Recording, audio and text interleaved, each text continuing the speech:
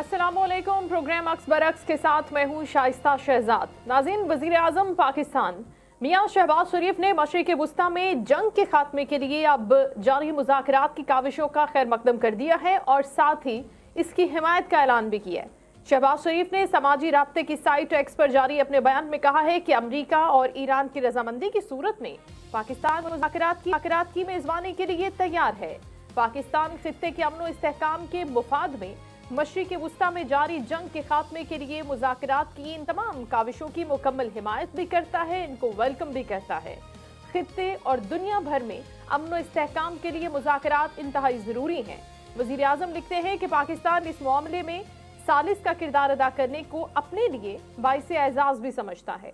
वज़ीर आज़म ने ट्रंप और ईरानी वज़ीर ख़ारजा को भी टैग किया इस पोस्ट के अंदर। अमरीकी सदर डोनाल्ड ट्रंप ने वज़ीर आज़म पाकिस्तान शहबाज शरीफ के ट्वीट को सोशल मीडिया पर शेयर किया।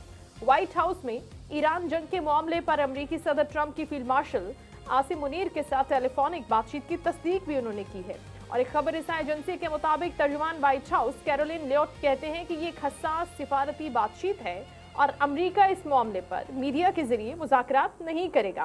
कैरोलिन लियोट कहते हैं कि बदलते हुए हालात में मीटिंग्स के बारे में कयास राय को उस वक्त तक खत्म ही नहीं समझना चाहिए जब तक व्हाइट हाउस की जानिब से कोई बाज़ाब्ता ऐलान इस बारे में नहीं हो जाता। गुज़श्ता रोज मुख्तलिफ मीडिया प्लेटफॉर्म्स पर यह रिपोर्ट हुआ है कि अमेरिका के नायब सदर ने और साथ ही साथ मुमकिना तौर पर अगले हफ्ते को इस्लामाबाद में ईरान के होने वाले मुज़ाकरात की नुमाइंदगी भी करनी है। लेकिन दूसरी जानिब इस हवाले से तर्जुमान पाकिस्तान दफ्तर खारजा कहते हैं कि अगर फरीकैन राजी हैं तो पाकिस्तान मीडिएशन करेगा, उसकी मेज़बानी के लिए वो तैयार भी है। जबकि चाइना ने मशरिक़ वुस्ता की सूरत हाल में पाकिस्तान के किरदार की तारीफ की है और कहा है कि चीन बातचीत के जरिए तनाज़ात के हल का हामी भी है।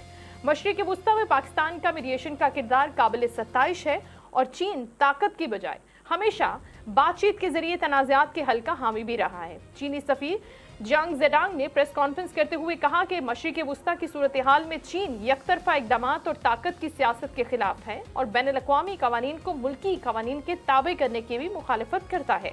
गैर फौजी अहदाफ पर हमला नहीं होना चाहिए और बहरी रास्तों की सलामती में खलल भी नहीं पड़ना चाहिए। वो ये भी कहते हैं कि चाइना की सालिसी की कोशिशें तनाज़े की हल की तरफ जारी रहेंगी और मिडल ईस्ट में होने वाले इक़दामात में अक़वाम मुत्तहिदा के चार्टर की खिलाफ वर्जी हो रही है।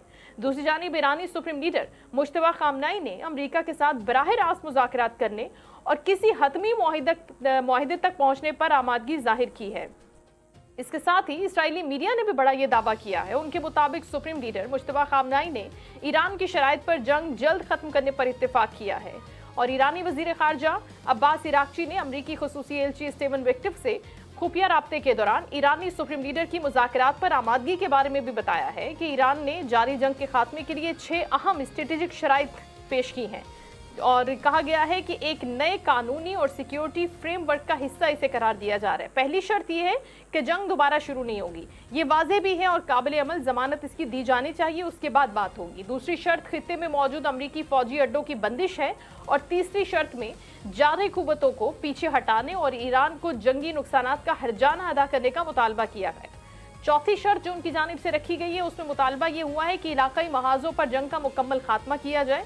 पांचवी शर्त यह है कि आबनाए हुर्मस के जरिए एक नया कानूनी निज़ाम नाफिज किया जाए। छठी शर्त में ईरान मुखालिफ मीडिया सरगर्मियों के खिलाफ कानूनी कार्रवाई और उन अनासिर को मुल्क बदर करना है।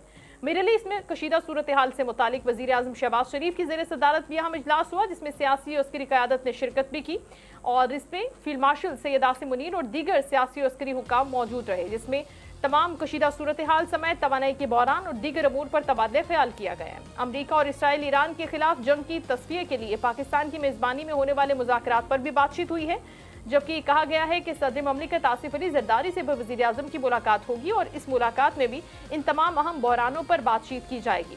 इसके साथ साथ सिक्योरिटी सूरत हाल और पाकिस्तान के आइंदा के लहमल से मुतालिक भी तबादले ख्याल किया जाएगा। और साथ ही साथ आपको ये बताएं कि एक और अहम ब्रीफिंग हुई है। वज़ीर ख़जाना मोहम्मद औरंगज़ेब की ज़ेर सदारत पेट्रोलियम से मुतालिक काबीना कमेटी का इजलास हुआ है जिसमें आलमी मार्केट में सूरत हाल पर गौर किया गया है और इस कमेटी में ब्रीफिंग दी गई है कि मुल्क में पेट्रोलियम मसनूआत की तरसील का निज़ाम मामूल के मुताबिक है, जबकि मार्च और अप्रैल के लिए पेट्रोल कार्गो की एक बड़ी मिकदार पहले से मौजूद है। रिफाइनरीज भी काम कर रही हैं। वजीर खजाना ने मुतालिका इदारों पर को सूरत हाल पर कड़ी नजर रखने की हिदायत भी की है और ये कहा है कि मुल्क में तातुल नहीं होने दिया जाएगा। पेट्रोलियम मसनूआत की फराहमी हमारी अव्वलीन तरजीह है। इसी सूरत हाल पर बात करेंगे, लेकिन सबसे पहले मिडिल ईस्ट की सूरत हाल जो डेवलप हो रही है और पाकिस्तान इसके अंदर अपना जो रोल प्ले कर रहे हैं उसको हम डिस्कस करेंगे। इसके लिए हमारे साथ बात करने के लिए मौजूद हैं साबिक सफीर हैं सैयद हसन हबीब साहब, उनको हम वेलकम करते हैं। अस्सलाम वालेकुम sir. Thank you very much. इसके साथ साथ हमें ज्वाइन कर रहे हैं सीनियर एनालिस्ट नईम कुरैशी साहब, उनको भी वेलकम करते हैं। अस्सलाम वालेकुम नईम साहब। वालेकुम अस्सलाम। बहुत शुक्रिया सर शो में ज्वाइन करने के लिए। हसन हबीब साहब, मैं आपसे पहला सवाल करना चाहूंगी कि अभी जो सिचुएशन है, आप देख रहे हैं कि ट्रंप ने जो ट्वीट वजीर आजम साहब ने किया था उसको रीट्वीट किया है, अप्रिशिएट किया, एक तरह से उन्होंने हामी भर दी है कि ठीक है पाकिस्तान जिस तरह से आगे बढ़ रहा है और जो रोल प्ले कर रहा है इस जंग के अंदर मीडिएशन का, वो ठीक है, काबिल सताइश और हम उसके लिए तैयार भी हैं। लेकिन आपको लग रहा है कि अभी ये जंग, जाहिर अभी तो 5 दिनों के हवाले से कहा गया है कि अभी जंग बंदी है, लेकिन आगे क्या सिचुएशन आप देख रहे हैं? ईरान इस हवाले से जो शराइत रख रहा है, क्या वो काबिल अमल हैं? और आप किस रुख पर सारे मामले को जाता हुआ देख रहे हैं हसन साहब? बहुत शुक्रिया। पहले तो ये है कि जो ईरान ने शराइत रखी हैं वो काफी रीजनेबल लगती हैं, लेकिन यकीनन इजराइल और अमेरिका को इस पे बहुत प्रॉब्लम होगा, इसलिए कि जब वो जारे डिक्लेयर करेंगे उनकी शर्त के मुताबिक तो पता ही चलेगा कि उनको फिर वॉर रेपरेशन देना पड़ेगा। ये ना भूलें कि कुवैत पे हमले के बाद, कब्जे के बाद इराक को अगले 20 सालों में $62 बिलियन वॉर रेपरेशन देना पड़ा था, जो पिछले 2 साल पहले कंप्लीट हुआ है। तो अगर ईरान की जो पहली शर्त है कि जी आप जो है वो आइंदा जंग मुसल्लत नहीं होगी, बहुत रीजनेबल है, लेकिन इसकी गारंटी कौन देगा? खुद अमेरिका ने जंग शुरू की है, तो अब अगर अमेरिका का कोई गारंटर आएगा तो कहां से आएगा? तो एक तो ये बड़ी ट्रिकी शर्त है, लेकिन है शर्त बहुत मुनासिब कि 2 दफा less than a year Iran पे मेजर अटैक हुआ है। पहले 12 दिन हुआ था, अब 25 दिन हो गए। तो ईरान की ये डिमांड वैसे तो ठीक है, लेकिन गारंटर कौन होगा? क्योंकि बगैर गारंटर के कोई होगा नहीं। गारंटर है पीछे रशिया और चाइना। अगर अमेरिका वायलेट भी करेगा तो ये कैसे उसको रोकेंगे? नंबर 1। नंबर 2 ये कि ईरान का जो नुकसान हुआ है उसको कॉम्पनसेट करना बहुत मुश्किल है, बहुत बड़ा नुकसान है, और ना अमेरिका के पास इतनी कैपेसिटी है ना किसी और के पास जो वो पूरा करे। जहां तक इसका सवाल है कि जो अमेरिका अपने अड्डे हटा ले, अमेरिका कभी नहीं हटाएगा। ये अड्डे जो है उसकी बिजनेस है, उसका सारा पेमेंट और सारा कंट्रोल जो मिडल ईस्ट पर इन उससे है, जो भी खर्चा होता है वो अरब ममालिक उठा रहे हैं। तो ये भी एक बड़ी डिफिकल्ट शर्त है। फिर उसके बाद अपना हुर्मुज़, ठीक है, वो समझ में आता है कि एक निज़ाम बन जाएगा, मैरीटाइम कोई एजेंसी हो वो इसको मॉनिटर करेगी, वो बड़ा रीजनेबल है, वो डूएबल है। और जहां तक मीडिया का सवाल है, कभी भी वेस्ट या अमेरिका इस पे तैयार नहीं होगा कि वो जो एंटी ईरान मीडिया उनके यहाँ बैठा है वो उसको वो बंद करें या हटाएं। वेस्ट का ट्रेडिशन ही नहीं है।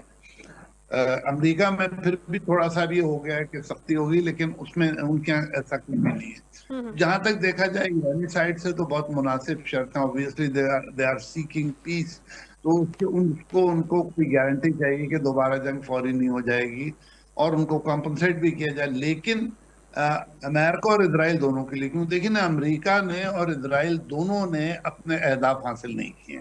बिल्कुल ठीक। ना रजीम चेंज हुई, ना ईरान की रिस्पांस की कैपेसिटी कम हुई है। तो इजराइल के लिए जो लास्ट अटैक था 2 दिन पहले का डिमोना पे, वो बहुत बड़ा स्लैप था उनके मुंह पर कि उनकी ईरान ने अपनी कैपेसिटी जाहिर की, और चंद किलोमीटर दूर अगर वो डिमोना के रिएक्टर पे गिर जाता तो बड़ी तबाही होनी थी। ये ईरान ने एक मैसेज दिया, जिसके बाद ये, जहां तक पाकिस्तान का सवाल है, हम बहुत दिनों से कोशिश कर रहे थे, शुरू से हम इसमें इन्वॉल्व थे, हमारे अमेरिका से भी अच्छे ताल्लुक आ रहे हैं, ईरान भी हमारा बहुत क्लोज फ्रेंडली नेबर है। तो इस हिसाब से we are in good position to mediate, लेकिन it will be a very difficult process. पहला, अगर हम किसी तरह से सीज फायर अचीव कर लें, अ बिट लॉन्गिश, 5 दिन का नहीं, 5 दिन में तो कुछ भी नहीं होगा, लेकिन अगर हम कोई थोड़ा सा सीज फायर सिक्योर कर लें जरा लंबे अरसे का, तो ये हमारी बड़ी कामयाबी होगी। दूसरे ममालिक भी कोशिश कर रहे हैं, लेकिन पाकिस्तान का सबसे जो पॉजिटिव एलिमेंट है, चंद साल पहले इंडिया पाकिस्तान को रिडंडेंट साबित कर रहा था, लेकिन पिछले चंद सालों में पाकिस्तान की डिप्लोमेसी ने बड़ी सक्सेस अचीव की है, और अगर हम इसमें पेशरफ्त करने में कामयाब हो जाते हैं ईरान और अमेरिका के दरमियान, तो हमारे लिए ये एक बहुत बड़ी सक्सेस होगी, हमारी डिप्लोमेसी के लिए, हमारी स्टेट के लिए और हमारे लोगों के लिए। बिल्कुल ठीक। नईम साहब, आप भी सूरत हाल का यही एनालिसिस कर रहे हैं? क्योंकि इस पर तो अमेरिकी मीडिया की रिपोर्ट्स भी आ गई है ना कि अचानक से ट्रंप को ख्याल आ गया जंगबंदी का, और उसके बाद पाकिस्तान मीडिएशन कर रहा है, उसको भी अप्रिशिएट कर दिया। तो आप सिचुएशन को कहाँ जाता हुआ देख रहे हैं कि अभी सिर्फ 5 दिन के लिए जो जंगबंदी का ऐलान हुआ है, जिस तरह से हसन साहब बात कर रहे हैं कि पाकिस्तान अगर इसको सिक्योर कर लेते हैं और ज़रा लंबे अरसे तक जंगबंदी हो जाती है, ताकि अगर 6 शराइत उन्होंने रखी हैं, जाहिर है अमेरिका और इसराइल भी तो ईरान से बात करेगा, इन 6 शराइत को अगर वो नहीं भी मानता तो फर्दर कुछ चीज़ें तो वो अपनी तरफ से भी सामने लेकर आएगा, ईरान के लिए भी तो कुछ ना कुछ उनके पास होगा। तो आप मामलात को किस तरह से देख रहे हैं नईम साहब अभी? जी बहुत शुक्रिया। देखिए, पहली बात तो ये है कि मैं समझता हूँ कि ये बड़ी खुशगवार चीज़ है कि पाकिस्तान जो है वो मीडिएशन कराने की पोजीशन में आ गया है। और मुख्तलिफ ज़राए से ये खबरें आ रही हैं कि पाकिस्तान ये काम आज ही नहीं कर रहा, बल्कि ये काफ़ी दिन से सूरत हाल जो है हम देख रहे थे कि पाकिस्तान बहर तौर एक किरदार अदा करने की कोशिश कर रहा था, और अब ये चीज़ें हमारे सामने आ गई हैं। दूसरी बात यह कि ये बात बिल्कुल दुरुस्त है कि कुछ शराइत तो ऐसी हैं जो अमेरिका या इजराइल के लिए नामुमकिन है कि वो तस्लीम करें, लेकिन ये नेगोशिएशंस का मरहला होता है। कंपनसेशन की बात हो सकती है किसी हद तक, या जैसे स्ट्रेट ऑफ हॉर्मुज़ की बात हो रही है कि उसका एक नया सेटअप जो है, तरीक़ाकार जो है वो तय किया जाए, जिसपे जो है वो जिस तरह दूसरे ममालिक टोल लेते, टोल टैक्स देते, इसी तरह कोई टैक्स जो है वो इम्पोज किया जाए ईरान की जानिब से, जो कि मैं समझता हूँ कि एक्सेप्टेबल होगा दुनिया के लिए, क्योंकि उनके पास कोई दूसरी चॉइस भी नहीं है। लेकिन जहाँ तक बेसिस का ताल्लुक है, तो मैं समझता हूँ कि वो अमेरिका के लिए मुमकिन नहीं है, और बहुत सारे मुतालबात इसराइल के लिए भी एक्सेप्टेबल नहीं है, क्योंकि बहरहाल उनका एक ग्रेटर इसराइल का जो प्लान है वो उसको इतनी आसानी से गिव अप करने वाले नहीं है। ऐसा हो सकता है कि कुछ अरसे के लिए जंगबंदी हो जाए, और जैसे हबीब साहब ने फरमाया, ये बिल्कुल दुरुस्त है कि अगर आज पाकिस्तान में नेगोशिएशंस के नतीजे में एक टाइम के लिए जो है वो सीज फायर अचीव हो जाता है, तो ये भी पाकिस्तान के लिए एक बड़ी पॉजिटिव और मस्बत बात होगी, और पाकिस्तान के इमेज के लिए भी, जो हिंदुस्तान ने जाहिर है कि हमारा इमेज खराब करने की बहुत कोशिश की थी। लेकिन वो तो नईम साहब, अब वो तो चीजें जो है बिल्कुल एक अलग एंगल से सामने आ गई हैं। जो उसने करने की कोशिश की वो तो हुआ नहीं, बिल्कुल एक अलग तरीके से एक नई चीज हो गई कि पाकिस्तान के ऊपर ट्रस्ट बिल्डिंग ज्यादा हो गई, पाकिस्तान की तरफ देख रहे हैं, पाकिस्तान लीडिंग रोल में है, और इस वक्त जो एक बड़ी चीज, बड़ी जिम्मेदारी अदा करने जा रहा है, तो दुनिया की आंखें पहले भी खुल गई थी, और मजीद जो इंडिया चाह रहा था एटलीस्ट वो तो खित्ते में नहीं होने जा रहा।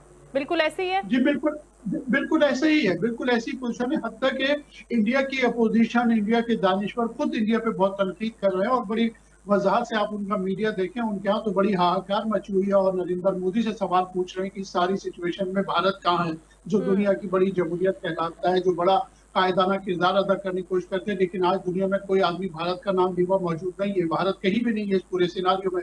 हालांकि भारत का सबसे ज्यादा नुकसान है, भारत का बड़ा नुकसान है इस सारे सिनारियो में, लेकिन उसके बावजूद अब उनका कोई किरदार नहीं है।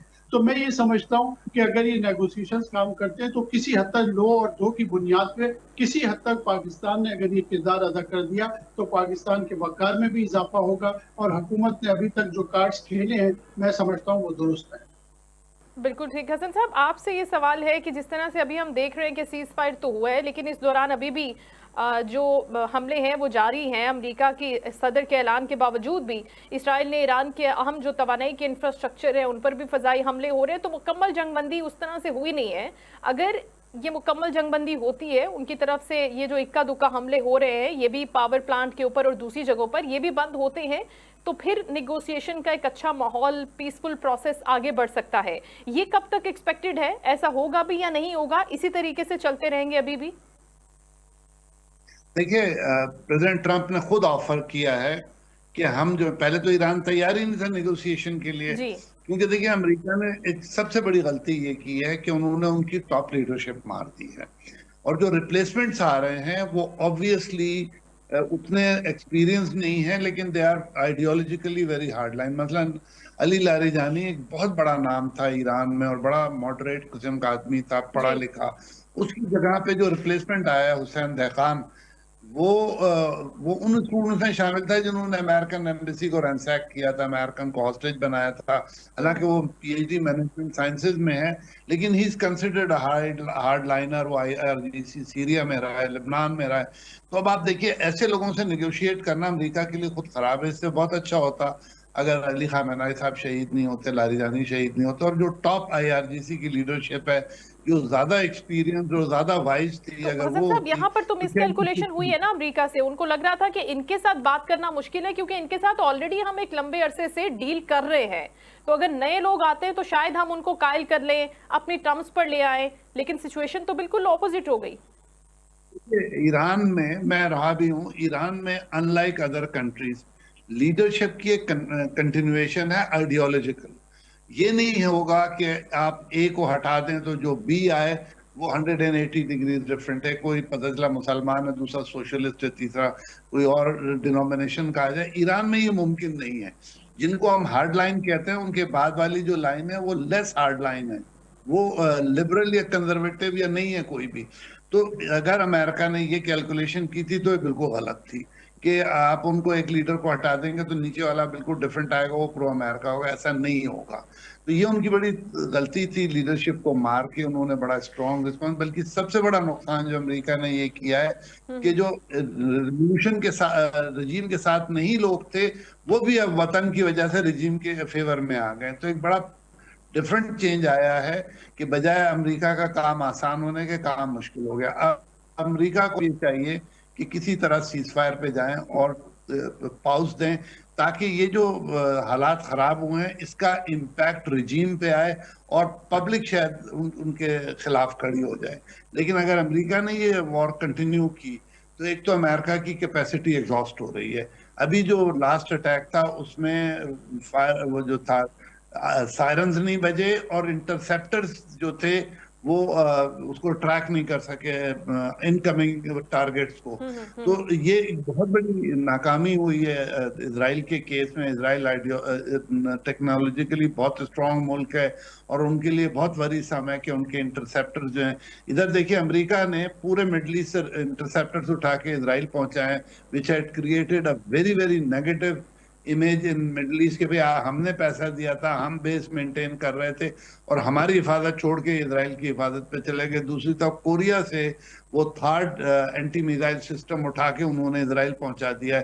तो इसराइल की 5 लेयर्ड जो डिफेंस है उसको जब ईरान के 10% भी मिसाइल क्रॉस करके आ जाते हैं तो इससे ज्यादा शेमफुल डिफीट अमेरिका और इसराइल की नहीं हो सकती। एंड ये बात उनको रियलाइज भी हो चुकी है, अब उन्होंने देख भी लिया है। नईम साहब, आप क्या देख रहे हैं अभी जो डोनाल्ड ट्रंप साहब के जब से ये पूरा तनाज़ा शुरू हुआ है, वॉर का पूरी सिचुएशन डेवलप हुई है, हम इसके अंदर देख रहे हैं कि मुख्तलिफ बदलते हुए स्टेटमेंट्स हैं, मुख्तलिफ मूड हैं, मुख्तलिफ एनर्जी और जोन्स हैं। अब वो ये भी कहते हैं अपने एक बयान में ट्रंप साहब के, मैं और मुश्तबा खामनेई मिलकर आबना हरमुज़ को कंट्रोल कर लेते हैं। कभी उनको दावत देते हैं, साथ चलने की बात करते हैं, फिर कभी स्टेटमेंट बिल्कुल डिफरेंट कर लेते हैं। वो कहते हैं कि अब अगले आने वाले दिनों में वो देखेगा कि हम किस तरह से अटैकिंग होते हैं। तो आप क्या समझ रहे हैं कि ये जो एक उनकी बिल्कुल एक ठहराव नहीं है, बात के अंदर स्टेबिलिटी नहीं है, तो इस मूड के साथ वो वाकई चल सकते हैं आगे निगोशिएशन के प्रोसेस में? जो मीडिएशन पाकिस्तान कर रहा है वो वाकई सीरियस होंगे या नहीं?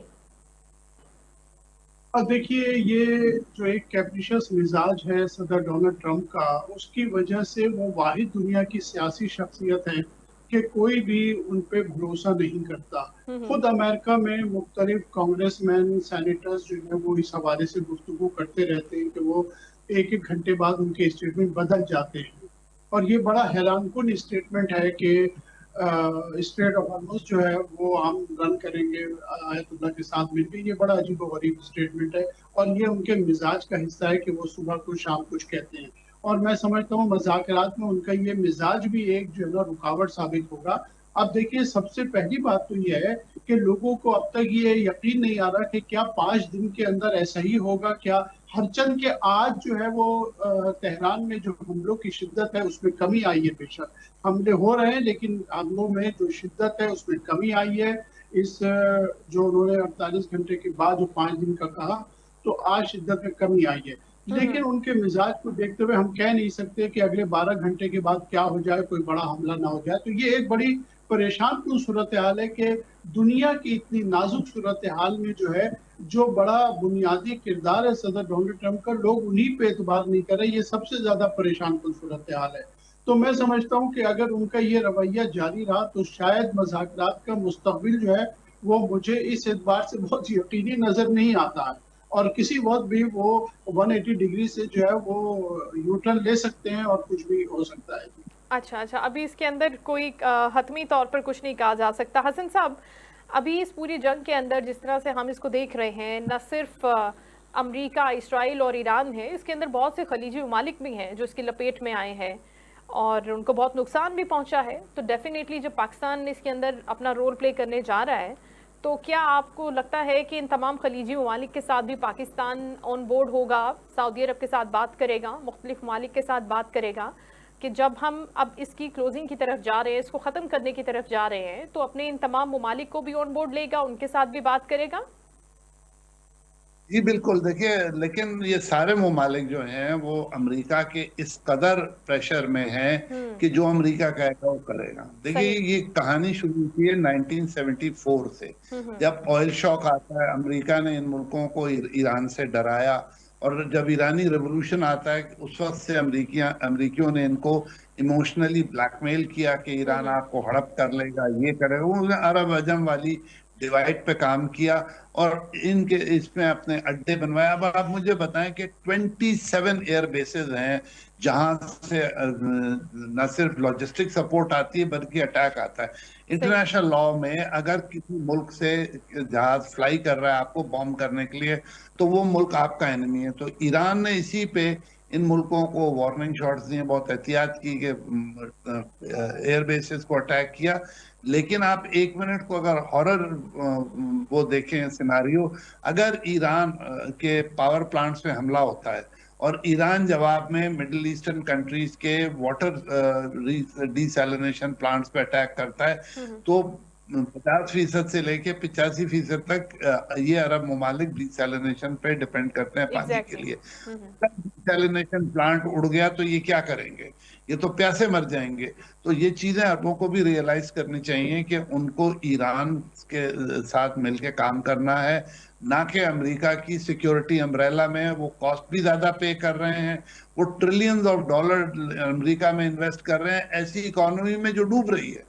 ये आप याद रखिए, अगर आप हिस्ट्री में जाएं तो पॉल कैनेडी ने 2025 लिमिट रखी थी अमेरिका की पावर की।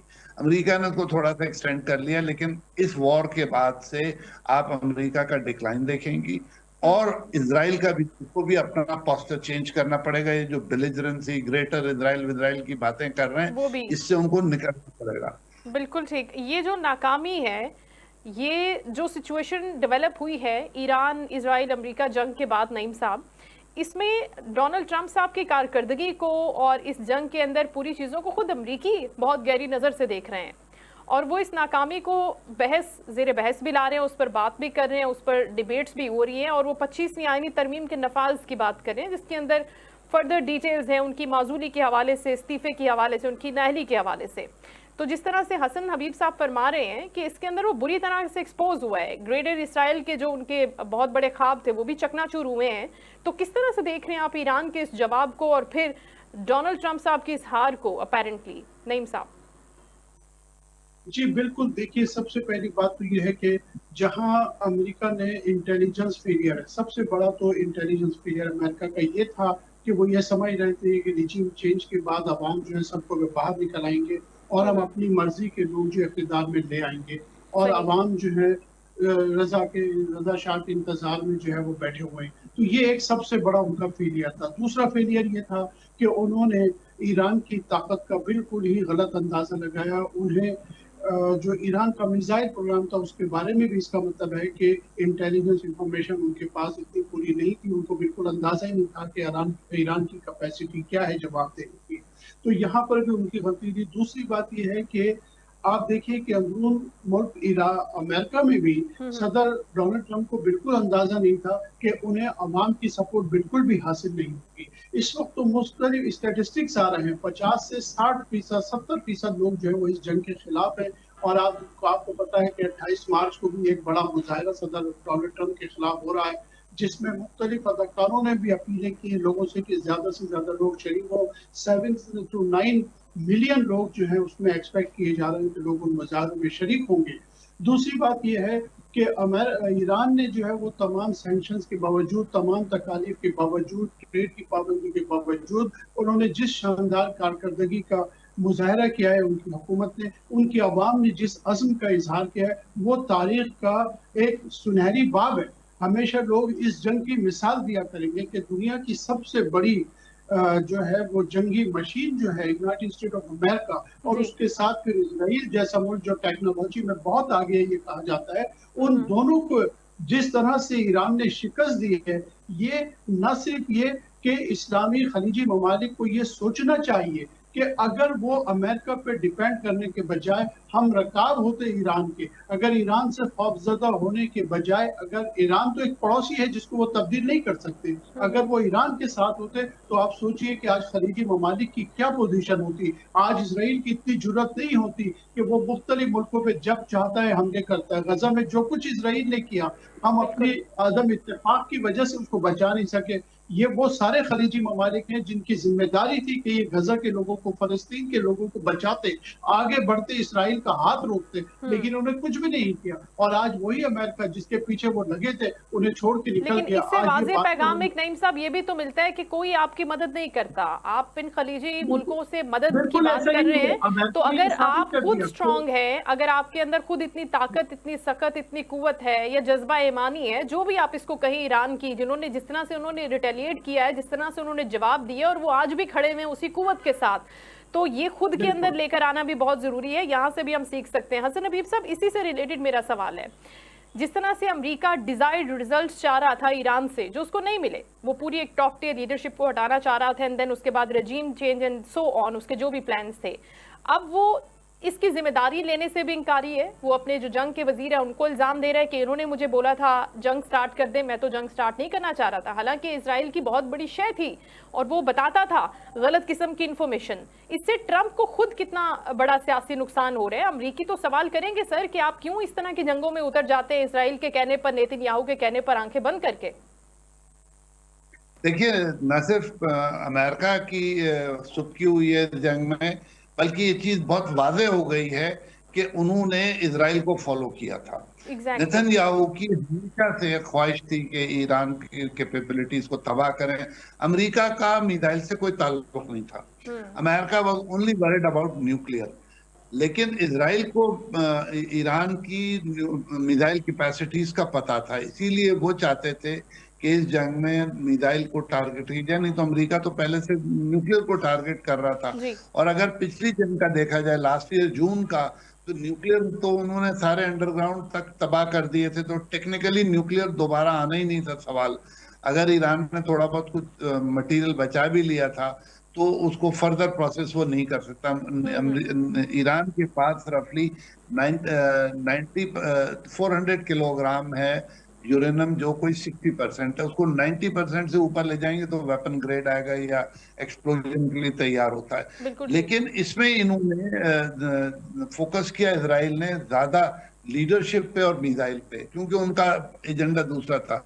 इस वॉर में अमेरिका का एजेंडा दूसरा था, इसराइल का एजेंडा दूसरा था। और ईरानियन का बैटल प्लान जो है, मेरा ख्याल में उसकी हमें तारीफ करनी चाहिए, उसको स्टडी करना चाहिए फॉर फ्यूचर वॉर, कि उन्होंने इंडिपेंडेंट अपनी कमांड्स थी, जिनसे आप कम्युनिकेट नहीं भी करें तो वो इंडिपेंडेंटली एक्ट कर रहे हैं। ये बात और है कि वो जो 31 सब कमांड्स हैं, अब वो रिपोर्ट भी नहीं करते, हुक्म भी नहीं लेते, तो वो ट्रैकेबल नहीं रह गए। उनकी कम्युनिकेशन अब ट्रैकेबल नहीं है, तो वो अपनी मर्जी के वो कर रहे हैं। और ये बड़ा एक यूनिक सिस्टम इवॉल्व हुआ, और मेरे ख्याल में हमारे जैसे मुल्कों को, जिनके करीब इंडिया जैसा बड़ा दुश्मन बैठा है, हमें इस तरह का मॉडल इवॉल्व करना चाहिए कि इन केस ऑफ वॉर हमारा फील्ड कमांडर जो है, या कोर कमांडर हो, हमारी केस में 13 कोर है हमारे पास, वो इंडिपेंडेंट हो, ना वो फोन सुने, ना वो मोबाइल सुने, ना वो कमांड सुने। उसका अपना इंडिपेंडेंट बैटल प्लान हो, अपना एरिया हो, अपने वेपन हो, अपना सब कुछ हो। तभी आप सुपर पावर के अगेंस्ट वॉर सस्टेन कर सकते हैं। अगर आप हर 2 मिनट बाद फोन उठा के पूछेंगे तो आप एक्सपोज हो जाएंगे। जितनी भी किलिंग हुई हैं वो इसलिए हुई हैं कि ईरान के खिलाफ मोसाद ने बहुत अच्छा जासूसी का नेटवर्क डेवलप किया था, एजेंट्स पिक किए थे ईरान में जो एक एक मूवमेंट बताते थे, लेकिन ईरान ने अल्टीमेटली उन सबसे ऊपर आके अपनी वो रिस्पांस शो की है जो मेरे ख्याल में इन कंडीशंस में मॉडल है। और मेरे जैसे लोग जो 20 साल से ईरान को फॉलो करते हैं, शायद हम भी ये असेस नहीं कर पाए थे ठीक से कि ईरान इतना फोर्सफुली अमेरिका को जवाब देगा। बिल्कुल ठीक। लास्टली हसन साहब, मैंने एक सवाल कनेक्टिंग क्वेश्चन किया था कि इस जंग से इसके नतायज जो भी हो, अब ये जिस भी रुख पर जाए, जो भी इसका इख्तिताम हो, इन सब नतायज से परे होकर अगर हम देखें कि ट्रंप को सियासी तौर पर अगले इलेक्शन के हवाले से कितना नुकसान आप देख रहे हैं कि पहुंच रहा है? मेरा तो ख्याल है कि अगला इलेक्शन ट्रंप साहब हार जाएंगे। ये जंग उसका एक मेजर कॉज बनेगी, इससे बहुत उनकी सुबकी हुई है। प्लस जो उनकी इमिग्रेशन पॉलिसी थी उसमें वो भी उनके खिलाफ प्ले कर रही, तो जो इनकमिंग इलेक्शन है वो ट्रंप साहब को मेरे ख्याल में फारिग कर देगा। और न सिर्फ उनको फारिग करेगा, इस जंग के बाद मिडिल ईस्ट में मेजर चेंजेस आएंगी। कई मुल्कों की लीडरशिप अंडर थ्रेट है, उनके अवाम उठेंगे, उनसे वही सवाल पूछेंगे जो अभी हम बात कर रहे हैं कि भाई आपने अमेरिका पे क्यों डिपेंड किया। exactly. आपका नेबर था, उससे बात करते। और ईरान, मुझे याद है जब थे मैं वहां था 98 में भी ईरान सऊदी अरब से कह रहा था आप हमसे मुआहदा करें, हम आपकी सिक्योरिटी के जिम्मेदार हैं। इन्होंने अमेरिका पे डिपेंड किया। इसी तरह बहरीन है, इसी तरह कुवैत है, ये दुबई, ये सारे मुल्क हैं, अब वो सिक्योरिटी प्रोवाइड करते हैं। तो शुक्र करें ईरान ने बड़े मिसाइल जो हैं इन मुल्कों की तरफ नहीं भेजे, नहीं लेकिन तो तबाही उसका अंदाजा बहुत अच्छे तरीके से इन तमाम ममालिक को हो गया। नईम साहब, आपका भी क्लोजिंग कमेंट चाहूंगी सदर ट्रंप की सियासी तौर पर नुकसान के हवाले से, अगले इलेक्शंस के हवाले से आप क्या देख रहे हैं? जी बिल्कुल, करीब कयास यही है कि आने वाले मिड टर्म इलेक्शंस में जो है वो यकीनी तौर पे रिपब्लिकन हार जाएंगे। यकीनी तौर पे मुझे तो यकीन है वहाँ कि उन्हें झटका लगेगा। और बिल्कुल सही कहा अभी साहब ने कि इमिग्रेशन पॉलिसी की वजह से भी उनके बारे में नापसंदीदगी है। दूसरी बात है कि इस जंग के हवाले से जो है उनकी नापसंदीदगी रेशो बहुत बढ़ गया है। उनकी जो पोजीशन है वो बहुत खराब हो गई है जंग के हवाले से। दूसरी बात ये कि मैं ये सोचता हूँ कि इस जंग के नतीजे में मिडल ईस्ट में जो है वो पॉलिटिक्स की डायनामिक्स बिल्कुल चेंज हो जाएगी। खित्ते की सियासी सूरत-ए-हाल जो है बिल्कुल बदलने वाली है और खलीजी रियासतों में भी बहुत कुछ तब्दील हो जाएगा। पूरी दुनिया की सियासत ही बदल जाएगी। बिल्कुल ठीक, बहुत शुक्रिया नईम कुरैशी साहब आपका, सैयद हसन हबीब साहब आपका। दोनों मेहमान शिरकत कर रहे थे, शो में गुफ्तगू कर रहे थे मिडिल ईस्ट की सिचुएशन के हवाले से, जिस तरह से अब पाकिस्तान सालिसी की कोशिश कर रहा है ईरान, अमेरिका, इजराइल के दरमियान। लेकिन इसके साथ साथ ईरान की जानिब से जो 6 शराइत रखी गई हैं उस पर भी बातचीत होगी। आने वाले दिनों में देखना क्या वाकई मुकम्मल तौर पर सीज फायर है। बकिया बचते हुए दिनों के लिए क्या ये जो सीज फायर है ये प्रोलॉन्ग करता है, सस्टेन करता है इसको अमेरिका या इजराइल, या फिर ईरान की तरफ से जवाबी हमले का जो अभी अभी स्टेटमेंट आया है वो भी हमें देखना होगा, जिसमें वो ट्रंप को मुखातिब कर रहा है कि अब तुम आसमान की तरफ देखते रहो और हमारे जवाब का भी इंतजार करो। तो ये एक पार्शल सीज फायर और जंगबंदी हम इसको ज़रूर कह सकते हैं, लेकिन मुकम्मल तौर पर जंगबंदी ये नहीं है। It's just a break. इसके बाद जब पाकिस्तान इसके अंदर इंटरवीन करेगा या बाकी ममालिक को ऑन बोर्ड देगा तो हमें देखना होगा कि फिर उसके क्या डायनेमिक सेट होते हैं। इसके साथ ही शो का वक्त खत्म हो। अपना ख्याल रखिएगा। इंशाल्लाह कल आपसे दोबारा मुलाकात होगी। अल्लाह हाफिज़।